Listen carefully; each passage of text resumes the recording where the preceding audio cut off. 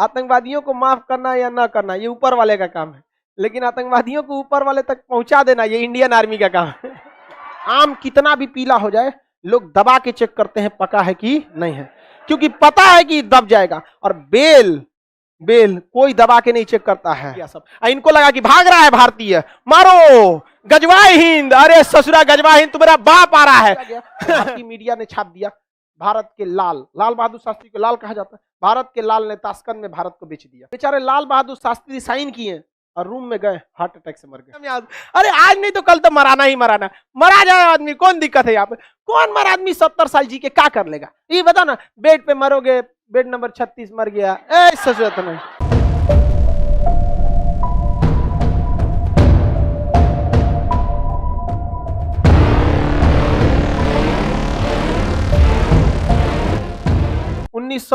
और 47-48 देश जैसे आजाद हुआ, ये कबायली के भेष में भारत में घुस गए। हरि सिंह की बेवकूफी, शेख अब्दुल्ला की मतलब चलाकी या धूर्तई कहिए, जो भी, उसमें इन्होंने उस बहकामे में फंस गए। इनका अपना बुद्धि काम करना चाहिए था, इन्होंने स्वतंत्र रहने का प्रस्ताव रख दिया, जिस कारण वहां पर कबायलियों के भेष में, यानी वहां के कबायली, वहां के जनजाति होते हैं लोग, भेड़ बकरी चराते हैं, उसके भेष में पाकिस्तानी सैनिक घुस गए और भारत में जैसे आए इनको यहाँ से जन्नत भेज दिया गया। यहाँ पर भारतीय सेना क्या भेज दी?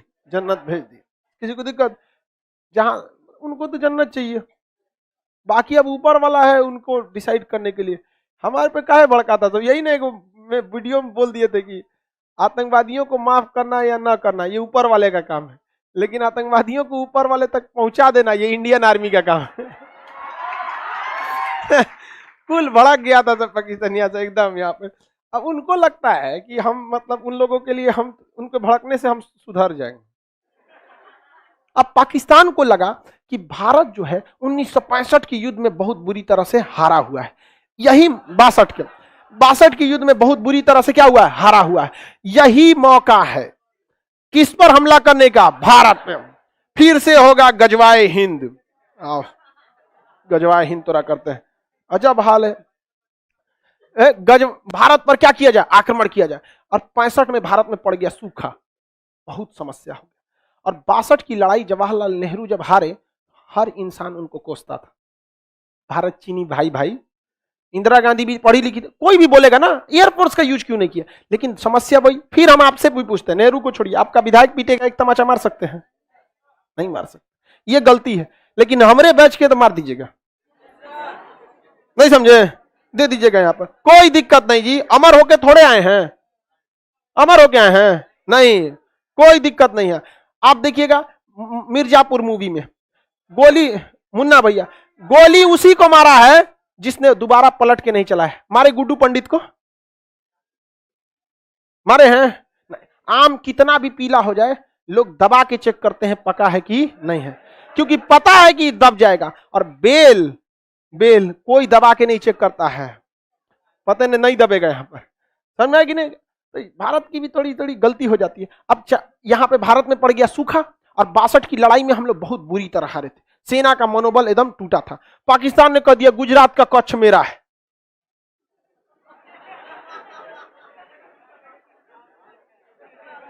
यहां पे घुस गया सब पाकिस्तान वाला, यहां पर घुस गया। अरे बलवंत राय मेहता का जहाज मार के गिरा दिया सब। बलवंत राय गुजरात के मुख्यमंत्री थे, उस समय मार के गिरा दिया सब। ये बहुत बवाल हुआ यहाँ पर। लेकिन कच्छ का रण खाली एरिया है, इसमें वो घुसे सब, भारतीय सेना बिछा दिया उन लोग को, मर गए सब, पूरा साफ दूर दूर तक दिखाई दे रहा था, धर धर मार के भारतीय सेना बिछा दिया सब यहाँ पे कच्छ के रण में 1965 की लड़ाई में। अब पाकिस्तानी जो होते हैं सब, याद रखिए बाबू, पाकिस्तानी किसी भी लड़ाई में मजहब को जरूर घुसाएगा। उसने कश्मीर में घुस गए सब पाकिस्तानी, और कश्मीर में घुसकर भारतीय सेना को मारते थे, आगजनी करते थे, बवाल मचाते थे। ये दिखाना चाहते थे कि कश्मीर की जनता भारत में नहीं रहना चाहती है, और इस वजह से पाकिस्तान भारत पर क्या करना चाह रहा है? युद्ध करना चाह रहा है। उसने ऑपरेशन जिब्राल्टर चालू किया। क्या चालू किया? Operation Gibraltar. ऑपरेशन जिब्राल्टर के तहत उसने क्या किया कि कश्मीर को सोचा कि काट दे बाकी के हिस्से में, और बहुत ही बड़ी संख्या में सैनिक भारत में घुस गए। और हमारे सामने समस्या ये थी कि अभी 62 का युद्ध खत्म भी नहीं, मतलब अच्छे से खत्म नहीं हुआ। जवाहरलाल नेहरू का टेंशन से मौत हो गई थी। जवाहरलाल नेहरू के मृत्यु का कारण भारत पाक युद्ध था, भारत चीन युद्ध। सब जिम्मेदार यही थे, तो दूसरे कौन बोली सुनेगा? ढेर होशियार बनेंगे, गुट निरपेक्ष रहेंगे, एयरफोर्स का यूज ना करेंगे, 20 साल जरूरत है तो 20 साल बोलेंगे। समझ में आया कि नहीं आ गया? भाई जब उसने कश्मीर पर आपके रेडी नहीं हुआ, कश्मीर पर जब रेडी नहीं हुआ तो तिब्बत पे क्या रेडी हो गए? नहीं समझे? आपको भी कहना चाहिए कि हम उसमें अध्ययन करने के बाद हम देखेंगे यहाँ पर। तो पाक यहाँ पर कश्मीर, लाल बहादुर शास्त्री उस समय भारत के क्या थे? प्रधानमंत्री। उन्होंने देखा कि तो बहुत दिक्कत की बात है, पाकिस्तान के पास कई फायदे थे, उसके पास सेवर जेट थे, उस समय का सबसे खतरनाक विमान था, और उसमें हीट सीकिंग मिसाइल लगी थी, या विंडर मिसाइलें थी साइड में, मारता था कौन? भारत के पास कोई मिसाइल नहीं थी। भारतीय जहाज में बंदूक लगा था, और उसके पास हीट सीकिंग विंडर मिसाइलें थी, मार देती थी जहाज की इंजन सूंघ के। अब हवा में तो कहीं गर्मी का सवाल पैदा नहीं होता है, अगर गर्मी है मतलब जहाज का इंजन है, और उसी को हीट सीकिंग मिसाइल थी, विंडर मिसाइलें मार देती थी। पाकिस्तान भारतीय जहाजों को मार के गिराने में सक्षम था। पाकिस्तान को अमेरिका ने पैटर्न टैंक दिया था, उस समय का सबसे खतरनाक टैंक, पूरी एशिया में कोई ऐसा हथियार ही नहीं था जो पैटर्न टैंक को मार के गिरा सकता था। पाकिस्तान का मनोबल 7वें आसमान पर, और भारत के सामने सब समस्या। 62 में बहुत बुरी तरह हारे थे, भारत में नेतृत्व की कमी थी, लाल बहादुर शास्त्री आए थे चुनाव से, तो अचानक है ना, मृत्यु हो गई जवाहरलाल नेहरू की, ये आए, सूखा पड़ा हुआ था, पाकिस्तान में ऐसी कोई समस्या नहीं थी। पाकिस्तान ने देखा यही मौका है, पाकिस्तान ने यहाँ गुजरात पर हमला किया, कोई फायदा नहीं हुआ, कश्मीर में घुस के पूरा बवाल करा दिया कश्मीर में, और यहाँ ऑपरेशन जिब्राल्टर के तहत घुसा दिया। भारतीय सेना जब आई तो पाकिस्तान को वहां से मुंहतोड़ जवाब देना चालू किया, और यहाँ पर 21 दिन में जो ऑपरेशन जिब्राल्टर का जो हेड ऑफिस था 21 दिन में उड़ा दिया। 21 दिन में उड़ा दिया यहाँ पे, और वहां ऑपरेशन जिब्राल्टर की इनकी हवा निकल गई, पाकिस्तानी सैनिक भागने लगे थे यहाँ से। तो यहाँ हमारी थल सेना ने बहुत ही बहादुरी का परिचय दिया, लेकिन यहाँ पर उसकी एयरफोर्स भारी पड़ गई। एयरफोर्स के जहाज जो थे उसके, उसमें ना मिसाइलें लगी थी, और मिसाइल खुद ढूंढ के मार देती है। अब बंदूक में क्या है, मशीन गन लगा है, जहाज को टेढ़ा करना पड़ेगा, इसे करके मारना बहुत मुश्किल हो जाता है। और उसकी दुनिया की सबसे खतरनाक जहाज एस-4 नहीं था सर उस समय, तो अभी भी नहीं आया है, रेडी नहीं हुआ, अभी आ रहा है। क्या बात करते हो, उस समय टेक्नोलॉजी भी नहीं थी, एस-4 तो दुनिया में कहीं नहीं था। तो उसके बाद वेंडर मिसाइलें थी, मार देती थी, धाए से कोई जहाजे नहीं उड़ता था उसके आगे, डर के मारे। हमारे पास सबसे घटिया जहाज उस समय का नाट विमान था, नॉट विमान था, उसके पास सेवर जेट था, स्टार फाइटर, सेवर जेट उस समय के सबसे उन्नत जहाज थे, और उसमें हीट सीकिंग मिसाइल, वेंडर मिसाइलें लगी थी। हमारी जहाज मार के गिरा दिया, उड़ने नहीं दिया। हाँ तो तब हो गया श्रीनगर एयरबेस पे आके बम मार के चल गए सब, तब क्या किया जाएगा? तो भारतीय सैनिक भी कहा जुगाड़ लगाया सब। इसने कहा एक काम करते हैं, पाकिस्तान के जो सेवर विमान है इनको हम लोग चकमा देते हैं। इन्होंने क्या किया, अपने नाट विमानों को बहुत ही हाइट पर उड़ाया, बहुत ही हाइट पर उड़ाया। किसको? नाट विमानों को, ताकि ये रडार के पकड़ में आ जाए। इन घोंचुओं को समझ में नहीं आया, नाट विमान किसके पकड़ में आ गया? रडार में। और इन लोगों ने उड़ा दिया किसके खिलाफ? नाट विमान के खिलाफ। अब नाट विमान कमजोर थे और ये स्टार विमान थे, इनका पीछा करने के लिए ये ऊपर गए। अब मशीन गन की लड़ाई में देखिए, हमारे पास मिसाइलें नहीं थी, हमारे पास क्या था? Machine gun. मशीन गन अगर लड़ाई में रहेगी तो उसी को फायदा होगा जो पीछे है या फिर ऊपर है, धाए धाए मार देगा। अब पता चला आप आगे हैं, अब पीछवा से वो है, तो घूमे के मारेंगे, इसे मार देगा पीछे से, और उसके पास तो मिसाइल है। तो भारत ने फंसाया, एयरफोर्स ने नाट विमानों को क्या किया? ऊपर भेजा। और इनको था कि तुम भागाना, रडार में ये पकड़ा गया, चल गए। और नीचे से भारत ने बाकी के 10 ठो नाट विमान को नीचे से उड़ा दिया। इससे ये रडार में आइबे नहीं किया, इन घोंचुओं को पता नहीं है, ये मारने गया सब उसको, ये मारने गया इसको, ये चल गया सब हाइट से इधर से, ले आइए इधर से क्या हो गया, सब भाग गया सब। इनको लगा कि भाग रहा है भारतीय, मारो गजवाए हिंद, अरे ससुरा गजवाए हिंद, तुम्हारा बाप आ रहा है। भारतीय सेना, वायुसेना के नाट विमानों ने उस समय के सेवर जेट विमानों को इस तरह से मारा कि पाकिस्तानी एयरफोर्स ने कहा कि सेवर जेट विमान अब उड़ान नहीं भरेंगे। लो समझे नहीं, इसे कहते हैं खौफ क्या होता है यहाँ पर। और ये हमेशा से होता रहा है। अमेरिका में कमेटी बैठाई गई कि नाट विमान कैसे मार दिया रे उसको, स्टार विमान, नाट विमान, यही होते रहेगा। अब समस्या समझिए, उस चोटों के पास बहुत दुविधा थी, अगर वो इसके खिलाफ उड़ान नहीं भरेगा तो ऑलरेडी ये हाइट पे है, मार देगा, और उड़ान भर रहा है तो ये घेर के मारेगा। जाओगे कहां? सोचे नहीं, दोनों हाथ में, आगे खाई पीछे कुआं, मरोगे यहाँ पे। एयरफोर्स उसकी चौपट हो गई। और इतना बेहतर, शुरुआत में हमारी एयरफोर्स चौपट हुई थी। इसलिए हमेशा याद रखिएगा, हथियार मायने नहीं रखता है, चला कौन रहा है ये मायने रखता है। आज भी दुनिया, आज भी सबसे विश्वसनीय जहाज दुनिया में सबसे ज्यादा लड़ाई लड़ा है F-16 जहाज। ये अब बहुत मॉडर्न जहाज है, अमेरिका का ही दिया है। और सेवर जेट भी किसका दिया था? अमेरिका का ही। और स्टार विमान भी किसने दिया था? अमेरिका ने। Heat seeking missile America, vendor missile America धो दिया। यहाँ पर F-16 अभिनंदन लेके गए थे MiG-21। इसे उड़ता हुआ ताबूत कहते हैं, दुनिया का सबसे पुराना जहाज है, झड़ गया इसका पेंट ओंट भी, लेकिन इससे मार दिए किसको? F-16। अरे इसमें एक को इंजन है ना, इंजन में फेल हो गया था इनका। स्टाल पोजीशन कहते हैं, बहुत ज्यादा हाइट कर देते जहाज, स्टाल कंडीशन में चला जाए, इंजन फेल हो जाता है, इसलिए इनके ऊपर मिसाइल हिट कर गई। अदरवाइज मिसाइल हिट नहीं करती, डबल इंजन रहता तब। और दूसरा विमान भी है 1980 का। आपके पास 1980 का मोटरसाइकिल है, क्या हाल होगा? लेकिन हिम्मत देखिए उस आदमी का कि लेके उड़ गया, और किसको मारने के लिए? अब मारियो दिया उसको, वो तो दूसरा का आके ना मार दिया यहाँ पर। और दूसरी बात, वो पाकिस्तान की टेरिटरी में थे।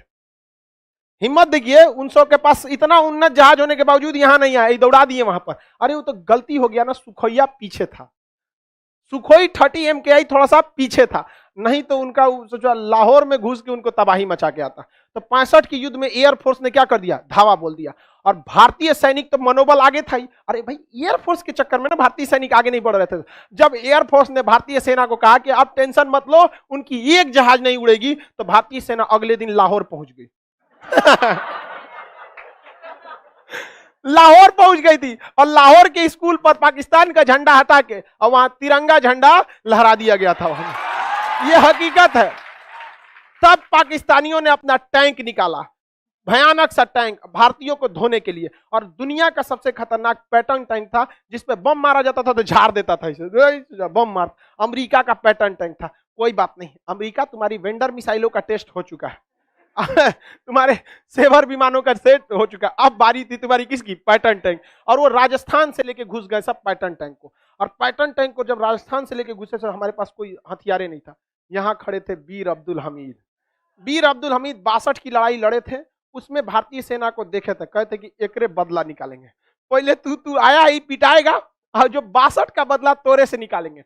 वीर अब्दुल हमीद के सामने जब टैंक आया था, पैटर्न टैंक को उधिया दिया यहाँ पर। और उनके सेना में यह अफवाह फैल गया कि भारत के पास ऐसी भी मिसाइलें हैं जो पैटर्न टैंक को मार सकती है। और पैटर्न टैंक इतना खतरनाक था कि उसके जो कमांडर थे, उनको पूर्ण विश्वास था कि दुनिया में कोई भी पैटर्न टैंक को मार नहीं सकता। सबसे आगे अपने पैटर्न टैंक लेके चल रहे थे। मारा वीर अब्दुल हमीद, पहले उन्हीं को उड़ा दिया। सेनापति ये मर गए वहां पर। सेनापति मरने के बावजूद उस सेनापति ब्रिगेडियर की पत्नी हाथ में सफेद झंडा लेके जब भारत में आई थी ना, कि मेरे पति का लाश दे दीजिए, उनका जनाजा पढ़ना है, तो भारतीय सैनिकों ने पहले उसको चाय पिलाया था बैठाकर। और यही हिंदुस्तान में है जहां विदेशियों के आक्रमण से हमारी छतरानियों को जौहर करना पड़ा था। यह फर्क होता है कि इंसान और एक जानवर में। हम दुश्मनी में भी इंसानियत रखते हैं, पहले चाय पिलाए थे उनको बैठ के, और उनकी लाश न दिए थे, कहते इनका हम लोगों ने इज्जत से दफना दिया है यहाँ पर, और वापस उनको भेज दिया गया था। भाई उन्हें कहा गया था कि मरे हुए बहुत टाइम हो गया, लाश को मत छोड़ेंगे तो जानवर खा लेंगे। हम लोगों ने जनाजा पढ़ा के उनकी लाश को दफना दिया गया। आप जा सकती हैं, हम आपको फिलहाल चाय के सिवा और कुछ नहीं दे सकते हैं। आप वापस वो चली गई थी। ये हम में और आप में भी होना चाहिए। दुश्मनी में हमें अपनी संस्कृति को धूमिल नहीं करना है। ये गौरव से हमेशा ये याद रखेंगे। हम तो ये भी चाहते तो गोली मार देते उसको, लेकिन इतिहास में कभी नहीं मिट सकते थे कि भारतीय सेना ने एक विधवा के ऊपर हाथ उठाया। कभी नहीं हो सकता। तो इस बात में हमें गर्व होना चाहिए, और हमें इस संस्कृति को हमेशा से बचा के रखें। उसके बाद अगले दिन से तो वीर अब्दुल हमीद के जो गोले बरसने लगे थे, तो वहां पे RCL गन था। वो मतलब बहुत नॉर्मल बंदूक होता, टैंक को नहीं मार सकता था, लेकिन हर टैंक का कुछ कमजोर हिस्सा होता था, वहां वो हमला करते थे। लेकिन किस्मत कुछ और मंजूर था। भारतीय सेना का टैंक और वीर अब्दुल हमीद की RCL जीप और पैटर्न टैंक आमने सामने हो गए। दोनों ने एक साथ गोला मार दिया। यहाँ पर यहाँ वीर अब्दुल हमीद के चिथड़े उड़ गए। उनकी बॉडी भी अच्छे से नहीं मिली थी, कुछ टुकड़े बचे थे, वहीं उन्हें शहीद में दफना दिया गया। यहाँ धामूपुर गांव है, गाजीपुर डिस्ट्रिक्ट, उत्तर प्रदेश में। वहां पर उनके आज भी वीर अब्दुल हमीद के याद में स्मारक बनाया गया है। इसके बाद भारतीय सेना का खून खौला। भारतीय सेना ने यहाँ नहर खोल दिया। नहर का पानी इतना बढ़ गया कि इतना पानी लग गया वहां पर, वहां का टैंक जाम में फंस गया यहाँ पर। और उसके बाद हाल यह हुआ कि भारत ने 100 टैंक को मारकर गिरा दिया। इतिहास में पूरी एकमात्र भारत पाकिस्तान का सीमा है जहां आदमी का नहीं, टैंकों का कब्र बना हुआ है।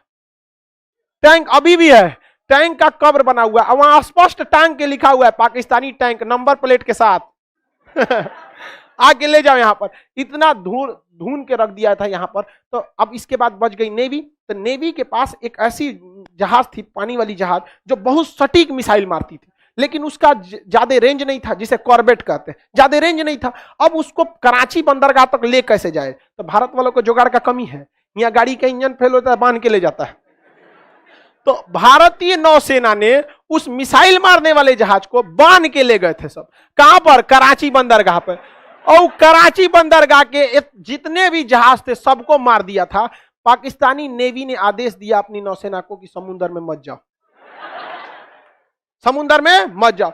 रूस के थल नौसेना प्रमुख माथा पीट रहे थे कि यार मारा कैसे उसको, क्योंकि ये मिसाइल रक्षा करने के लिए। अब S-400 किस लिए है? रक्षा करने। अब ओकरा कोई ले जाके दूसरे पे हमला कर दे तो रूस नहीं करे, ये का किया रे तुम? यहाँ रक्षा करने वाला ना मिसाइल है कि तुम्हारे ऊपर कोई मारेगा तुम मारना। कहे हाँ बता रहे ना कैसे बांध के ले गए थे और वहां ले जाके खड़ा कर दिए, और इसके और आया तो मार के गिरा दिया, सर मार के धो दिया। पाकिस्तानी नेवी का हालत खराब हो गया। कराची बंदरगाह से भाग गए थे वो लोग ग्वादर बंदरगाह पे छोड़ के, कहा कि भाड़ में जाओ। एयरफोर्स मराई, नेवी मराई, थल सेना मराई, सब मराई, फिर भी इन्हें गजवाए हिंद चाहिए। अरे चट्टो कहीं के, तुमको कौन समझाए यहाँ पर। इसके बाद लाल बहादुर शास्त्री, रूस जो था ये नहीं चाहता, क्योंकि अमेरिका और रूस के बीच में विवाद चल रहा था उस समय। सेम क्यूबा संकट चल रहा था। क्या चल रहा था? क्यूबा संकट। क्यूबा कहाँ? अमेरिका के पास है। क्यूबा संकट चल रहा था।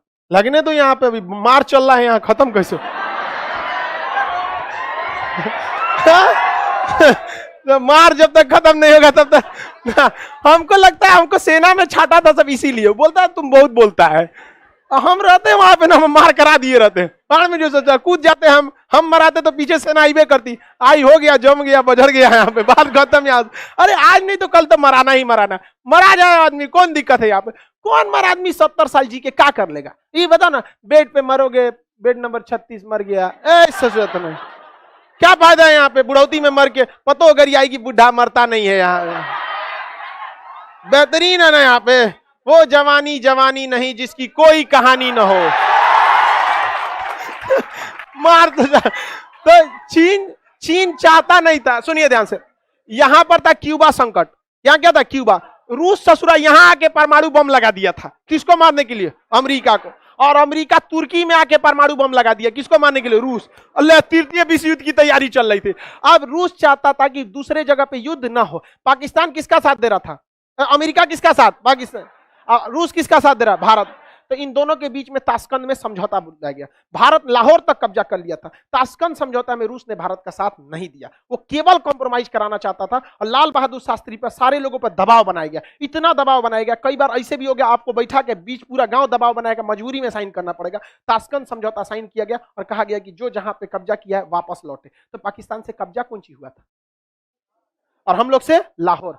और हमारे सैनिक भी ज्यादा शहीद हुए थे। भाई हर युद्ध की कीमत चुकानी पड़ती है यहाँ पे। तो हमारे शहीद, जो हमारे सैनिक शहीद हुए, उनके लिए एक संवेदना होती है। लेकिन हाँ, मरेंगे तो आपकी मृत्यु हो जाएगी, शहीद होंगे, अजर अमर रहेंगे। हमारे सैनिक कभी नहीं मरे, वो शहीद हुए, अजर अमर रहे यहाँ पे। तो हमारे सैनिकों ने शहादत दी थी, हमें लॉस हुआ था। हम कराची तक, हम लोग लाहौर तक चले गए थे। युद्ध नहीं खत्म हुआ रहता ना, बीच में समझौता नहीं होता, हेल के हम लोग तो ईरान घुस गए रहते यार। पाकिस्तान को हाथ छोड़ो ना यहाँ पर। तो बाद में समझौते से दोनों को अपना जगह वापस लौटाना पड़ा। जब साइन हो गया तब लाल बहादुर शास्त्री के ऊपर दबाव था, रूस का दबाव था, इनका दबाव था। ये बेचारे साइन कर दिए कि अब हम लोग वापस लौटेंगे, अपनी सेना से लौटेंगे। और वह देखिए, लाल बहादुर शास्त्री साइन करे ना करे, बीच में हस्तक्षेप होता, वापस लौटना ही पड़ता। थोड़ा समय लगता लेकिन लौटना पड़ जाता, क्योंकि यूएनओ ने कहता है कि आप दूसरे देश को कब्जा नहीं कर सकते। लेकिन लाल बहादुर शास्त्री को ये इतना जल्दबाजी में डिसीजन नहीं लेना पड़ा। लेकिन उस इंसान को समझिए जो अपने देश में नहीं है, दूसरे देश में, उज्बेकिस्तान में है, ताशकंद नामक शहर में बैठा है, पूरी दुनिया उस पर दबाव बना रही है, पागल हो जाएगा वो इंसान। और उसके ऊपर जब किया गया तो भारतीय मीडिया ने छाप दिया, भारत के लाल, लाल बहादुर शास्त्री को लाल कहा जाता है, भारत के लाल ने ताशकंद में भारत को बेच दिया। बेचारे लाल बहादुर शास्त्री साइन किए और रूम में गए, हार्ट अटैक से मर गए, वहीं मर गए। एकमात्र प्रधानमंत्री जिनकी मौत विदेश में हुई है। बहुत कीमत चुकाए हैं हम लोग इस देश के लिए।